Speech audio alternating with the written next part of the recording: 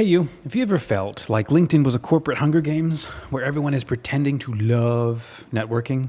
Welcome. I have been, deep in that arena. During the pandemic, I went all in, like embarrassingly all in. I posted like a man possessed. I cranked out articles no one asked for. I launched multiple podcasts.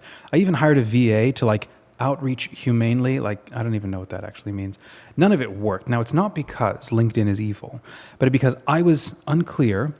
I was kind of desperate, and I honestly didn't understand the deeper game of business or branding. So I think I'm starting to get it now, or at least I'm flailing in the right direction. So I've written down 6 areas that I've totally face planted in, and what I think might actually help after a couple of years messing around. So if you're trying to grow without selling your soul or turn into a LinkedIn influencer, this might help you reclaim a bit of your humanity too. So feel free to follow me on LinkedIn, watch me fail at living these out in real time, or DM me. Let's compare notes. Working theories, works in progress. Let's figure it out together. All right, so here's a field guide, one that pairs each problem that we face with a solution that makes sense to me.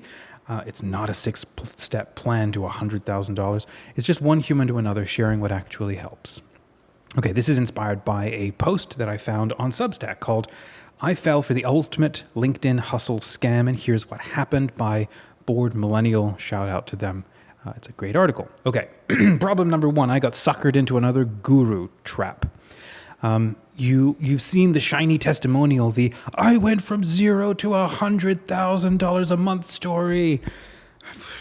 The limited time, bonus modules with phrases like insider secrets and proven frameworks. And so you bought the course and you joined the cohort and you maybe even printed out the workbook, and halfway through you realized this is just common sense dressed up in Canvas slides.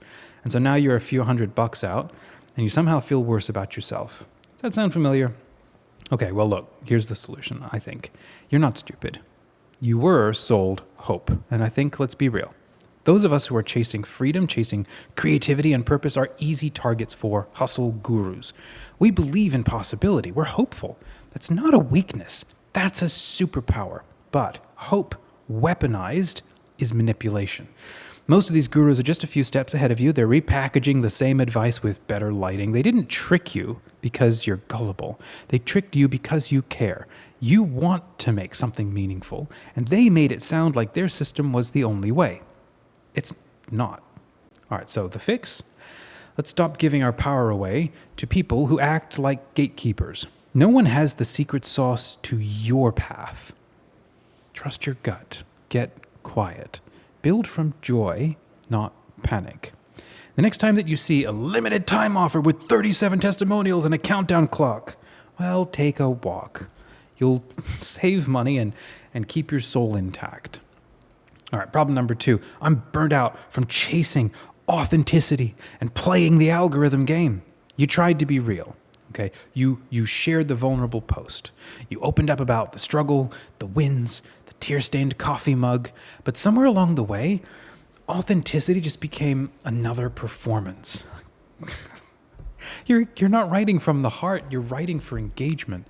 And you're exhausted. And the worst part, it's starting to feel like you're losing your actual voice. Well, what do we do about this? Well, authenticity isn't necessarily a content strategy. I think it's a byproduct of doing what you love because it's real. So I think here's the trap. Authentic became the new optimized.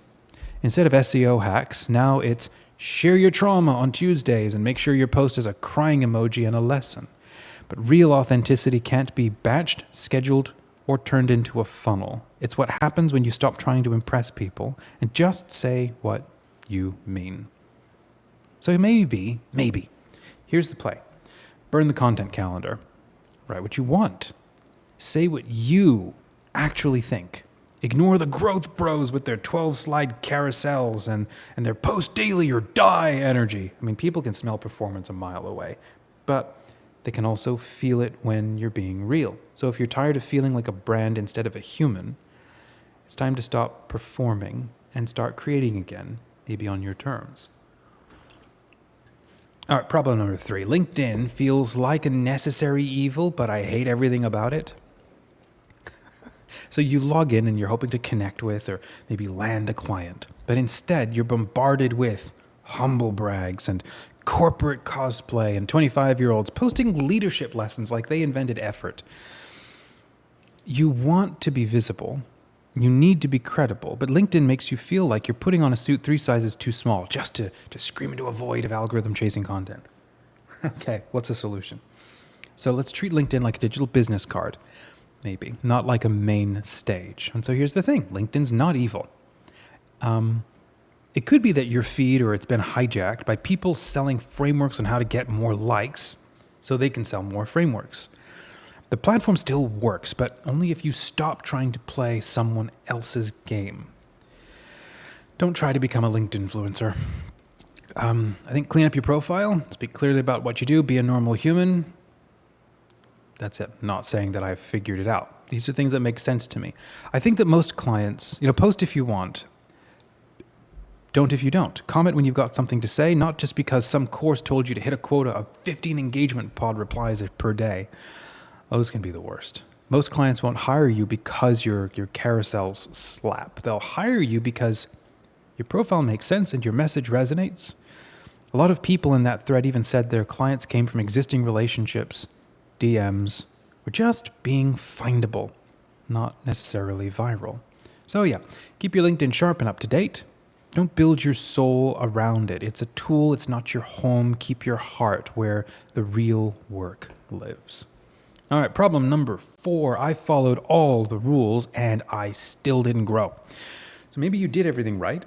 You posted daily, you used the right hooks, you banged out carousels like a content factory, and maybe your growth is like, flatter than a soda can left out overnight. It's maddening. I did it.